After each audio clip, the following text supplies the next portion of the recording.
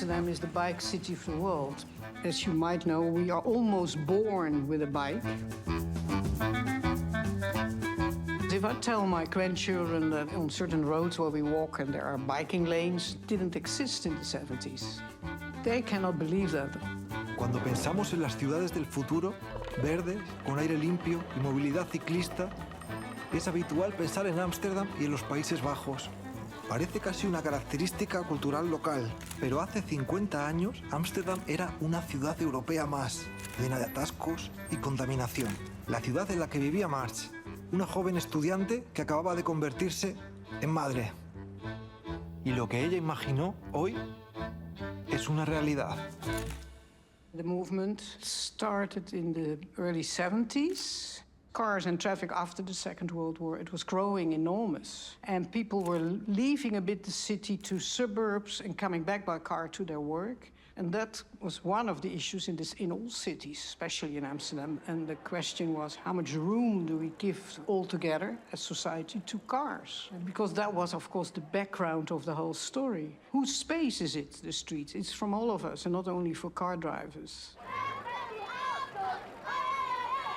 There were more movements, but an important one was the one about children and accidents. And it started when a journalist of a national paper lost his child on a bike to school. And all over the front page, stop kindermoord. And the nation was really shocked. So many people reacted to him and a movement started. Het is niet meer uit te houden met al deze auto's. Er is geen ruimte meer. Er sterven duizenden mensen door de ongelukken.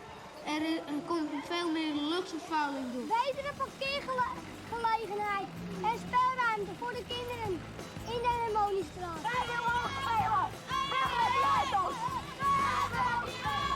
We had actions in the streets to cross points that were dangerous, where often accidents were happening. And it was not a political party. That's important to mention. It was from the right to the left that people were involved because it could be their child too. Sometimes when we blocked the road and cars came in, businessmen maybe going to their work, and they were in a hurry, they stopped, of course, and they were very angry on us. But often we didn't have to do anything. It was the public around us. They went to the cars and said, stop it. It could be tomorrow your child. As mothers in the area, we formed a circle on rush hour. Police also led us. Well, you can imagine, no cars can drive there. Amsterdam is only like that because people campaigned really hard in the 1970s. The government and the car industry didn't just decide to, oh, well, let's just move out of Amsterdam. They were pushed out of Amsterdam, and then those spaces have been held. This whole square was a highway, and now it's luckily taken back by the public, and it's a social area now. Thousands and thousands of people doing this. This was the school of my children. That was the playground over there. And they had to cross this street. It was a busy street coming from the shops there. So it was a very dangerous situation. There was no space for the children. And the kids were angry, screaming at the city hall people, we want our playgrounds back, etc. You often will see here that people park their tables and they eat and they meet together. And we deserve that as humankind, that we can live a bit more normal with one another. The Dutch government recognised that they spend €500 million every year building really great cycling infrastructure. You have underground parking for bicycles that can hold 30,000 bicycles because they recognise that saves them €19 billion off the national health bill. That's the kind of economics we need to be recognising.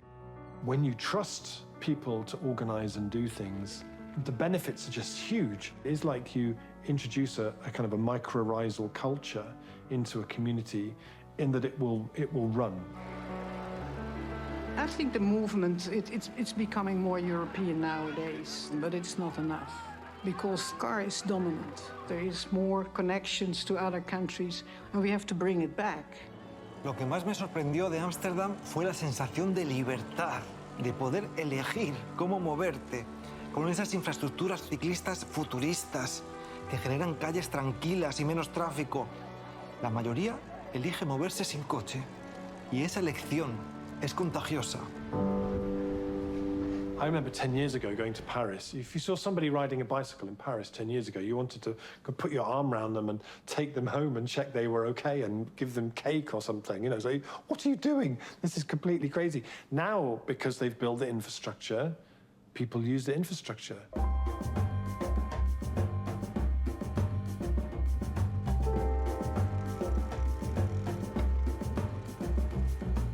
J'avais l'idée déjà depuis longtemps de prendre le vélo et du coup, je me suis dit c'est le moment de démarrer, de tenter. D'abord, l'apparition de beaucoup de pistes cyclables. Ensuite, l'Île-de-France a permis qu'on loue des vélos, c'est les Véligo, pour une durée de 3 mois, 6 mois ou 9 mois. Ensuite, je gagne des sous, je fais plus mon plein d'essence. Grâce à mon entreprise, j'ai des indemnités kilométriques. Je vais plus vite qu'en voiture. Mon travail, il est loin, mais pas très loin, 10 km. Je pensais pas être capable de faire des distances comme ça en vélo et si, je peux le faire. Le vélo est complètement rentré dans ma vie.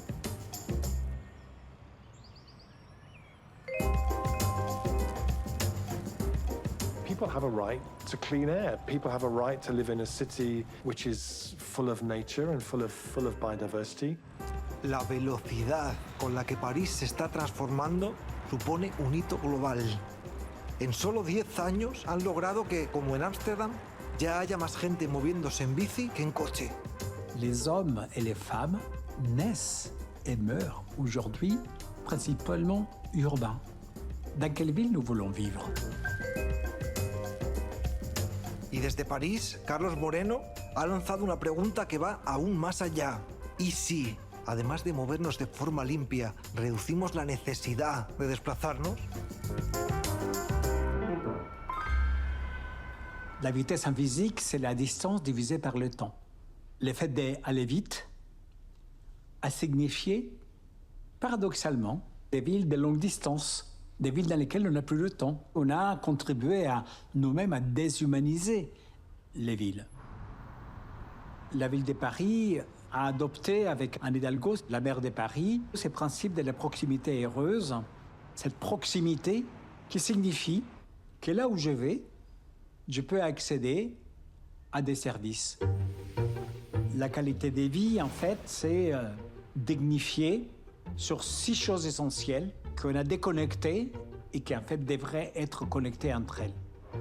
Le logement, l'approvisionnement, la santé, l'éducation et la culture, être en harmonie avec la nature et le travail. Si on peut considérer que chacune a une couleur, on commence à avoir cette proximité qui va émerger parce que j'ai une éducation plus proche, parce que j'ai des lieux de sport plus proches, parce que j'ai du commerce qui est à côté de moi, parce que j'ai de la nature, parce que j'ai des services médicaux. Et donc, j'appelle ça l'arc-en-ciel de la qualité de vie. Quand en novembre 2019, elle a pris ce concept de la ville du quart d'heure, résiliente au climat, Anne Hidalgo, elle disait, c'est le Big Bang de la proximité. C'est la colonne vertébrale qui rend cohérentes toutes mes politiques urbaines. Comme transformer une autoroute au bord de la Seine dans un parc urbain, construire le total, c'est 1200 km de pistes protégées pour les vélos. Les rues qui étaient devant les écoles, aujourd'hui ça s'appelle la rue des enfants, c'est-à-dire qu'il n'y a plus de voitures qui passent, ce sont devenus des mini-parcs.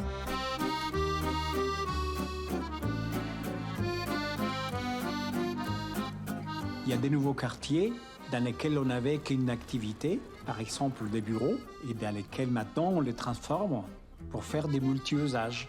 Parcs qui se sont créés pour que la ville respire davantage. Aujourd'hui, nous avons besoin des villes qui doivent retrouver une âme et qui doivent aussi être écologiquement viables, économiquement vivable, socialement équitable. C'est ça les grands défis du XXIe siècle pour toutes les villes dans le monde, quelle que soit la taille, grande ou petite.